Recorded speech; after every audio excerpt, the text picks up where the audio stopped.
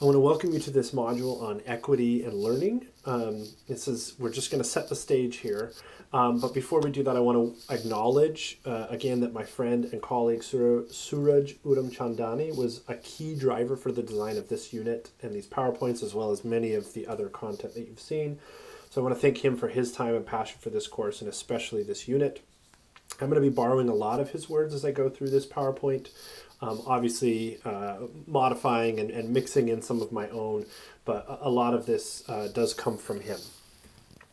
So I assume that you've been paying some attention to the news, because this is a really good time for us to reflect deeply and engage deeply in dialogue with one another about our responsibility for educational equity as teachers, as students, as people.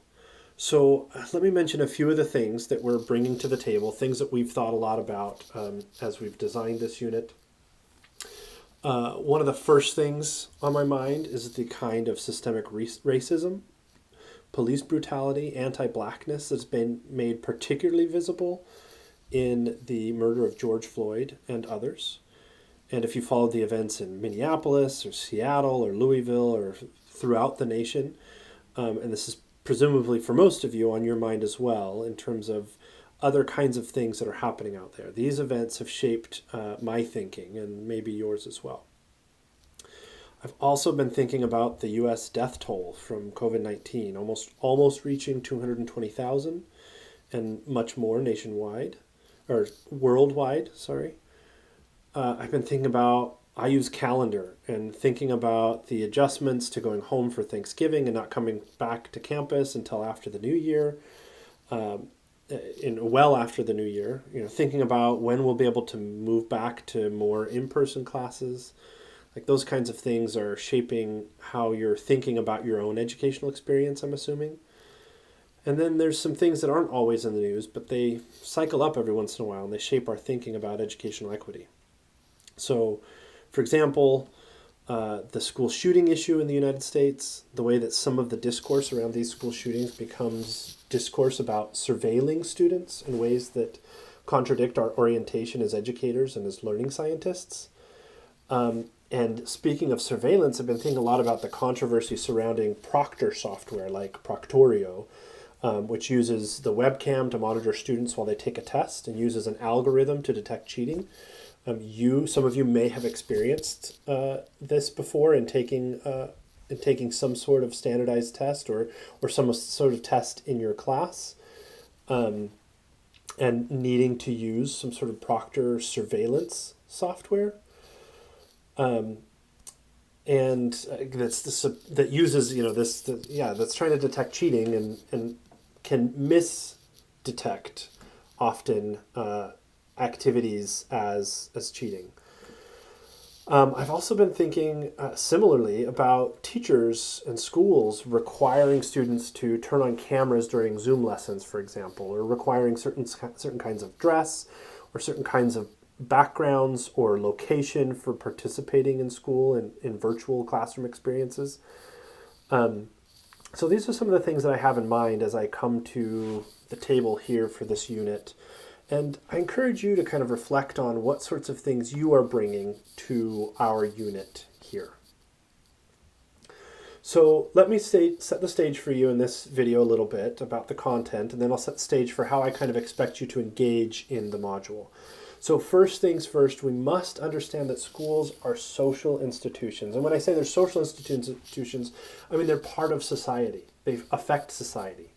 Of course, what happens in schools can grow up, in a manner of speaking, can grow up and affect how people's values and norms and what they know and how they engage in society. But also because schools are societal institutions, they're heavily influenced by what is happening in society at large. They're not immune to it. So this means they're not apolitical places, right? Government regulations shape what kinds of things can take place in school. And then, of course, they're also not exempt from larger social conversations. So if something like racism is understood to exist in the United States at large, then of course we have to understand that schools have racism in them. There are racist things that happen in schools. So that's what I mean when I say that schools are societal institutions. And as we think about teaching, let's just take a moment. So teaching means you're trying to shape the behavior, that thinking, that participation of young people. You're trying to get them to behave or think or act in particular ways.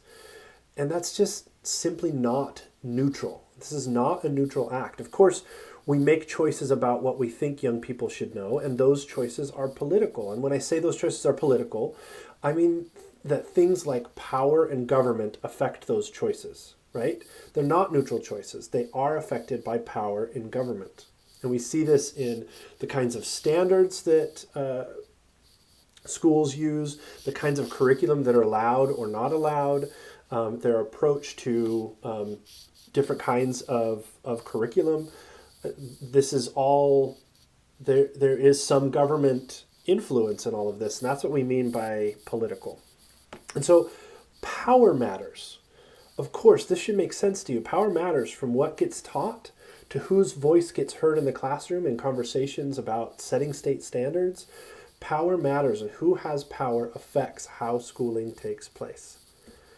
And those things are not separate from the learning process.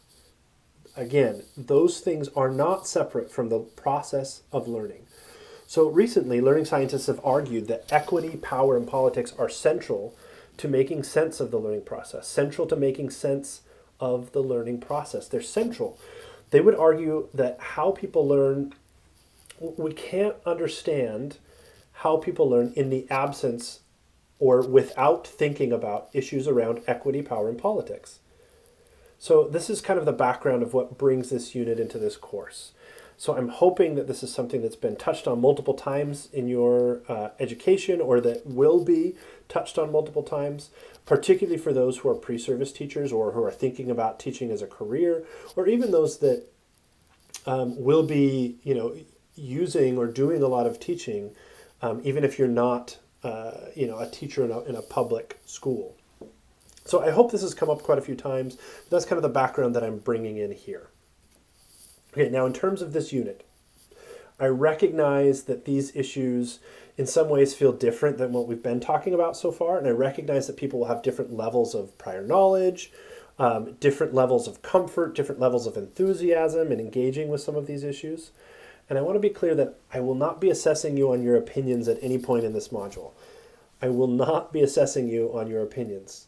I will not be saying your opinion is right, you can have full credit, your opinion is wrong, you can have no credit. Okay, I will absolutely not be doing that, because this is a learning space and you're not expected to have it, right? You're not expected to even agree with me. Rather, this is a dialogical space. We're constantly learning and trying to understand and making sense of things. And so engage in dialogue, engage in conversation, and as long as you're respectful, that's the way to be. Okay, so I welcome annotations in this unit, just as we have always been doing, but I want to encourage you to engage as privately or as publicly as you wish. And by that, I don't mean you can choose to engage or not engage. What I mean is that you can choose to engage in public annotations, or maybe you want to send me some emails or Canvas messages, or some other form that's a little more private around your thoughts, if that's more helpful. But I'm really trusting you to be thoughtful about your own learning in this unit, right? Like, what makes sense for you in terms of how you can make sense of what we're talking about here in a way that, I don't know if I want to say comfortable. I say yes, more comfortable, but also sometimes there is some discomfort that we have to work through, and that's part of the learning process. Is there is some discomfort as we're trying to make sense of it. But I want you to, whatever's going to help you maximize your engagement. So if it's a little more comfortable for you to engage in this in a little bit more private manner, and you want to send some things to me privately, that's totally fine as well. But I want you to engage. So I trust you. I trust that this doesn't mean that anybody's going to opt out of the conversation, but rather the conversation is just going to look different for each of you. And finally, here's a harsh but true assumption that I'm going to make as we dive into this unit. That if you can't respect the fundamental dignity and humanity of every student, you simply can't be a good teacher. It's just not possible. You cannot be a good teacher if you're unable to respect the fundamental dignity and humanity of every student. Every student.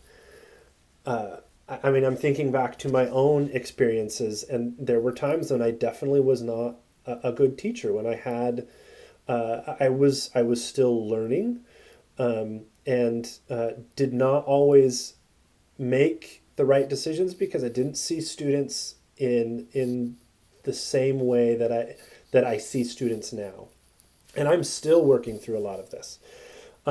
So with that said, I also want to point out that I'm not super worried about this, because I'm assuming that every single person in our class cares about these issues in some way. And how can we share perspectives on these issues that support students, that maximize teaching effectiveness, and make us, those that are pre-service teachers, and even those of us that are just wanting to become better teachers in general, how can we become the best teachers possible? So I'm assuming everybody in this class cares about these issues, and that's the position I'm taking towards you. So again, I'm not super worried about this.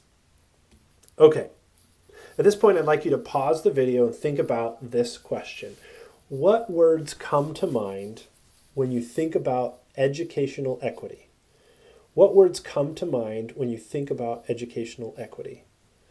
Just pause, jot a few words down. What comes to mind when you think about educational equity? What is an educational, equitable classroom? Okay, welcome back. So here's some of the words that we've written down. And again, a lot of this comes from Suraj, but I think this is really helpful for kind of our starting point. Some words that you may have written down as well. So equality, right? Equality of outcomes, equality of opportunities. Fairness. Is the class fair? Is there no bias? Is it accessible? Is the classroom inclusive? Are people's voices heard? How is diversity valued in the classroom? Is the classroom diverse? And within that diversity, how is diversity thought about? Is diversity valued? And in diversity, how do we personalize? How do we make sure that each individual's orientation is addressed?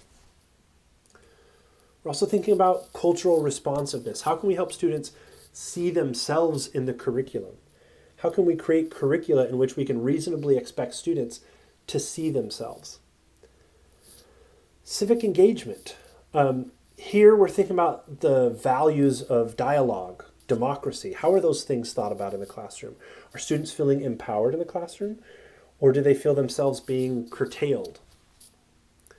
And justice, social justice, carceral justice, fundamentally issues around equity. And so in this unit, we're going to kind of call all of that equity. We'll think about all of that as educational equity. I'm not going to offer you a particularly clean definition of equity, but when I say educational equity, we're thinking about all of these different things. So again, I want to come back to Suraj's writing, that he has argued that there's basically two ways we can think about the way that equity, as we just outlined, those various things, how that interfaces with the learning process, which is what we're essentially concerned with. So in our class, we're interested in understanding how people learn. This is extremely relevant to us. So how can we think about equity in learning? So in a learning environment, how do we make that learning environment equitable? How can we make a classroom fair, generous, supportive of all students? And so in learning, what does equity look like? And then learning as equity. So what kinds of learning support a more equitable society? How will classroom activity lead us towards a better, fairer, more generous society? So in this module, we're really kind of focused on the first one, equity in learning, because that's the best starting point for us. It's a really nice place for us to think about classroom practices. All right, I hope this sets the stage for us, and I hope that you really bring to the table kind of your experiences and your thoughts. And I'm really excited to engage in this unit with you and think with you. Okay?